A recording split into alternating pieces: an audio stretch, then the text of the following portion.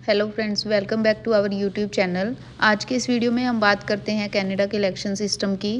यहाँ बहुत ज़्यादा डिफरेंस नहीं होता इंडिया से, जैसा कि मैंने देखा है। यहाँ पे इलेक्शंस सारे स्कूल में ही हुए थे, लेकिन एक जो बात मेरे को बहुत अलग लगी इंडिया से वो ये थी कि यहाँ पे उस दिन स्कूल का कोई हॉलीडे नहीं था। बच्चे अपनी क्लासेस लगा रहे थे और एक साइड में इलेक्शन भी हो रहे थे। वोटिंग के लिए बैलेट पेपर का यूज़ किया गया, इन्होंने कोई इलेक्ट्रॉनिक मशीन नहीं यूज़ की। जैसा कि आप वीडियो में देख सकते हैं, यहाँ पे कुछ वॉलंटियर्स खड़े किए गए थे।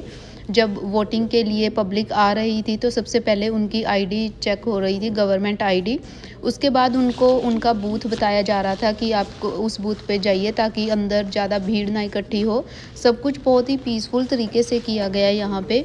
तो वो डायरेक्ट अपने बूथ पे जाके उनको वहाँ पे पेपर प्रोवाइड करवाया गया जिस पे सभी कैंडिडेट्स के नेम थे।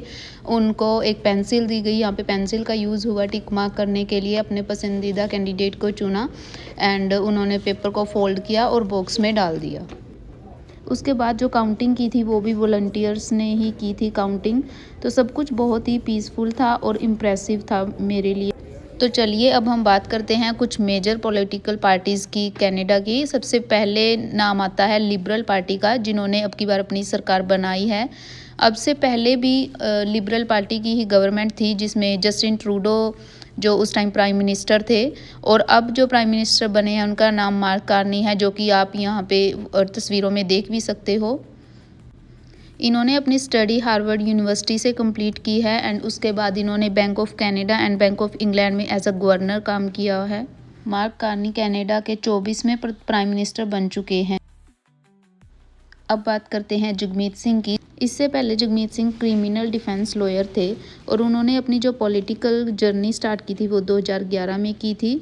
उसके बाद उन्होंने चुनाव भी लड़ा, MPP member of provincial parliament Ontario में। और उन्होंने उस टाइम हिस्ट्री बनाई थी, जो कि पहले इंडियन थे जिन्होंने कनाडा की पॉलिटिक्स में भाग लिया और जीत हासिल करके आने वाली जनरेशन के लिए उम्मीद की नई राह बनाई। आप स्क्रीन पे जो फोटो देख रहे हो, उन्होंने भारत में एक नई उम्मीद जगा। अब बात करते हैं इस वीडियो के सबसे इंस्पायरिंग एंड प्राउड मोमेंट की। 2025 के कैनेडियन फेडरल इलेक्शंस में 22 एमपीज़ ऐसे चुने गए हैं जो इंडियन ओरिजिन से बिलोंग करते हैं। यस फ्रेंड्स, ये वही लोग हैं जिनकी रूट्स है हमारे भारत में, लेकिन आज वो कनाडा की पार्लियामेंट का हिस्सा हैं। ये कोई सिंपल बात नहीं है। इस बात से ये साबित होता है कि कनाडा एक ऐसा देश है जहां आपकी मेहनत, आपके ड्रीम्स और आपकी वैल्यूज़ को पूरी इज्जत दी जाती है। जहां आप इमिग्रेंट होकर भी एक लीडर बन सकते हैं, जहां आपका बैकग्राउंड नहीं बल्कि आपकी कैपेबिलिटी देखी जाती है।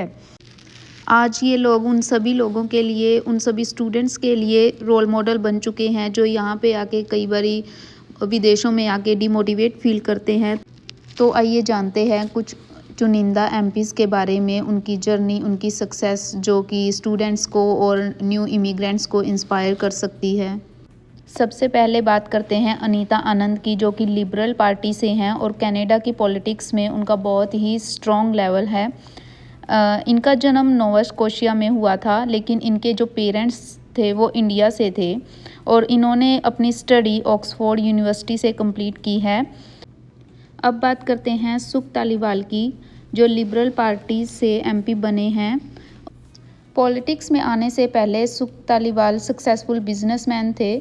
उसके बाद उन्होंने पॉलिटिक्स में कदम रखा। उनकी खासियत है कि वे अपने कम्युनिटी के बहुत क्लोज रहते हैं, चाहे वो इमिग्रेशन हो, स्टूडेंट्स की प्रॉब्लम हो या स्मॉल बिजनेसेस को सपोर्ट करना हो।